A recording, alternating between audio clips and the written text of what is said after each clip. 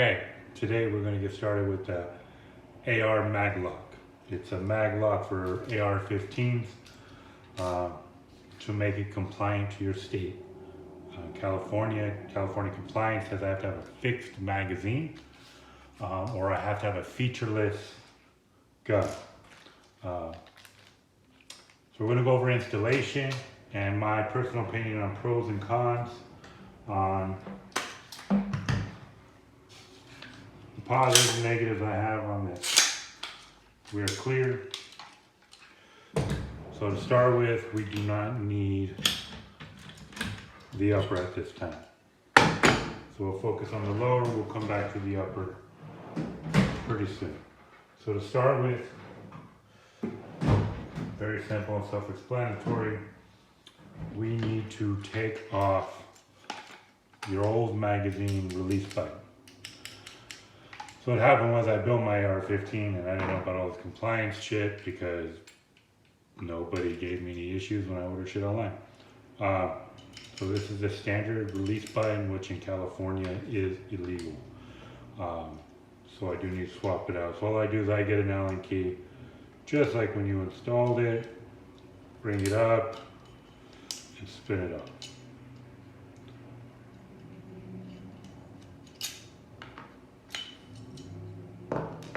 Now I got the button, I got the spring, it's been removed. Okay, so installing the Maglock is simpler than that, really. It's pretty much how it comes. It's a back plate, the button, the spring, and the Allen key screw. It does come with the Allen wrench required. This is an extra feature you could buy. It's just a pin, since you will have to remove your upper in order to release your magazine. It's just to help speed up the process. There's pros and cons to it, and we'll get there. Starting with, it says Generation 1 AR Maglock. It was like $45. Generation 4 or 5 is like 120 bucks. I didn't want to invest that much. I'm not looking for quick, convenient. I understand it's not supposed to be fast reload on high capacity magazines. I just go out and do target shooting. I don't need to run through magazines. So if this is the only thing I gotta do to keep the rest of my gun standard, I'll do it. There is little things that bug me, but we'll get to it. So right now, as you can see this part sticking out, the protruding. So that's the whole point, right? So this is pretty simple, equivalent to your stock one. All it is this is going to push against your upper. It's just going to clear the upper, and that's going to push against it. So it will stop you from pushing the button when the upper is attached.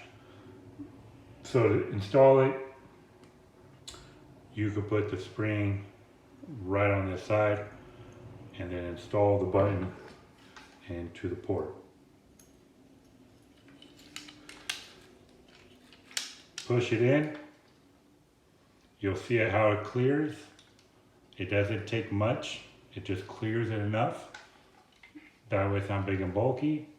Flip your gun over. You're gonna get the back plate. As you can see, there's a grooved side. Have the groove sticking up.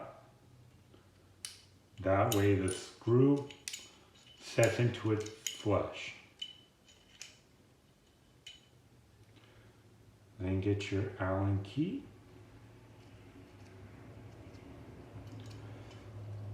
Screwed on just enough to start it. It's going to want to move around on you. The groove in the plate is to help make the screw sink into the plate rather than sticking out. The point is to still make it look close to normal. Because if you think about it with your standard one, you still got a little rivet sticking out. Close to the same thing. With that, we are operational. You can see it will clear the magazine. It does have instructions for the states that cause it to be permanent fix. Permanent fix, what they will do is they will require you or tell you to put in Loctite. And then after that Loctite's engaged, it will tell you what size drill bit you need to drill this out to make it permanent. So you can never take it off. My state does not require a permanent fix. And I don't plan on living in California for the rest of my life, so I don't want permanent things. I do have a buddy who has a different setup. It involves some Loctite, and I'm not game for that. Okay, so now that it's in place, you can see I can drop a magazine freely with no issue. The upper is not engaged. All it's doing is clearing the lip of the gun to release it. So now let's pull out our takedown pins and we'll reinstall the upper, and I'll give you a brief demonstration on how this plays out. When you put in a spring, it doesn't matter what direction you put it in. Everything I watched said it doesn't matter, it doesn't look different. I was thinking about putting the stock one in, but I have never really had a problem with it to have a nice upgraded spring. So we're going to put the upper back on.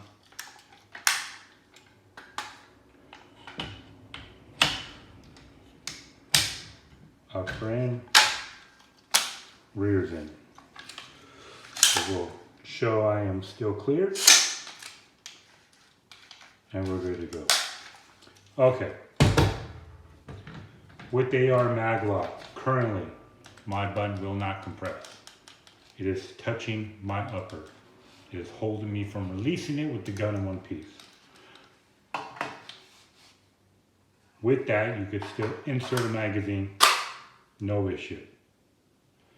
Taking out the magazine is as simple as pulling the rear pin, opening it up just a hair, pushing the button, and you're out. Lock it back down, push your pin in, and you're good to go. The things people don't factor in when it comes into a Maglock. The other one I know about, it eliminates your lock altogether for your bolt. This one does not. So your last round through your gun, just like a normal day, will lock your bolt back. I know the Juggernaut doesn't do that. It eliminates it. That's another conversation for another day. So the problem there, you're shooting, you can't drop your magazine, you are out of ammo. It leaves your bolt back. Now, I don't want to completely eliminate it. For the most part, when I go out shooting, I like to keep my bolts back when it's empty, so when I'm done, I just drop my bolt and I'm reloaded. I don't have to cock later. It's not a huge problem either way. With the bolt in the tube, it does mean you need to release your bolt. Now with the bolt released, you can't drop your magazine. Prior you cannot, because you will get it stuck.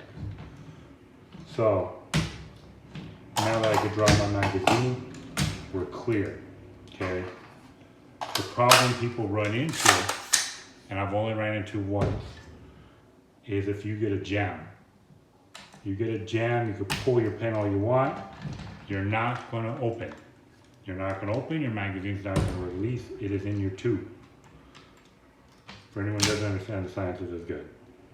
So, luckily when I had a jam, I was able to force my bolt back, shake out the bullet, and good. A lot of people, it's recommended you carry the Allen tool so you could take it back apart on the spot to release your magazine in order to clear your jam. The only problem I don't like about it, well, there's two. This bolt, or I'm sorry, takedown pin, it sticks. I don't know if it's the metal it's made out of. I like the concept of it, but it sticks. I struggle a lot, which is fine. I'm not a fast shooter. With the AR Maglock or a Maglock in general, It means I could keep my hand grip and my adjustable stock, and it's a better trade-up. I'm not trying to switch. I have no reason to switch ammo quickly. I have other guns for home defense. This is not it. The only thing that bugs me is when you're shooting at the range and there's a lot of movement in order to change your magazine. Instead of putting your gun on safety, releasing your magazine, and clearing your firearm, there's a lot of movement. I haven't done it in open area to even come up with a pattern, but I was shooting at the range and it's literally putting my stock down. It's literally finishing firing, putting it on safety, dropping my lock, dropping my bolts, pulling my pin, dropping my magazine. It's just too much movement around with the gun. I don't like that aspect of it, but so what I did is I ordered the drop down bolt releases that will put the bolt release here. So at least maybe it would just be safety, bolt release, drop, pin. I don't like having to throw my gun around everywhere. Especially, I mean, you're supposed to treat every gun like it's on fire or it's armed, and there's one in the chamber. I know there isn't because my bolt's back, but I don't need everybody at the range looking at me while I throw my gun around, assuming the worst. So I'm hoping after that bolt release, I would be fine. But visually wise, it doesn't look that bad. I've seen some guns and some Maglocks that they really change the look of the gun, and I don't like it. This is very appealing for my matter to where it's not horrible.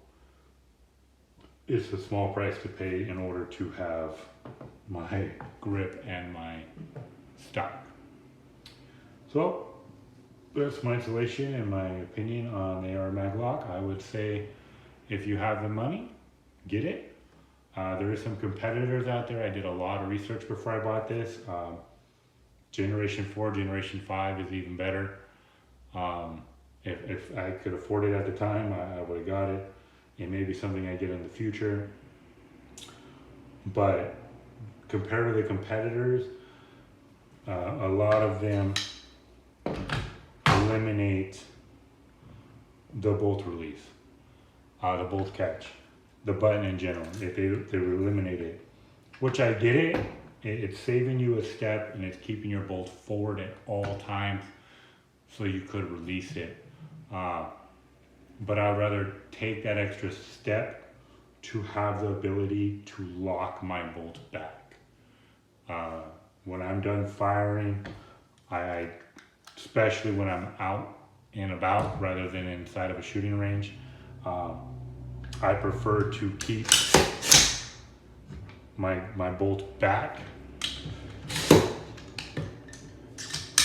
rather than forward. That way everybody in my group knows my gun is unloaded. Nobody has a fear and there's no accidents. Plus it makes life a little easier when you decide to go fire. You get to check yourself, you get to load your magazine, and you get to drop your bolts, and you're loaded. So I like that ability. Some of the competitors do have a better setup back here. But again, it's a small price to pay for kind of a better setup, in my opinion. I'm no professional. I'm just a guy who built an AR-15 among other guns. So if you have any questions or any review you want, anything you see here, let me know. I mean, I built this gun from scratch and I learned as I went, and I love to pass on the knowledge.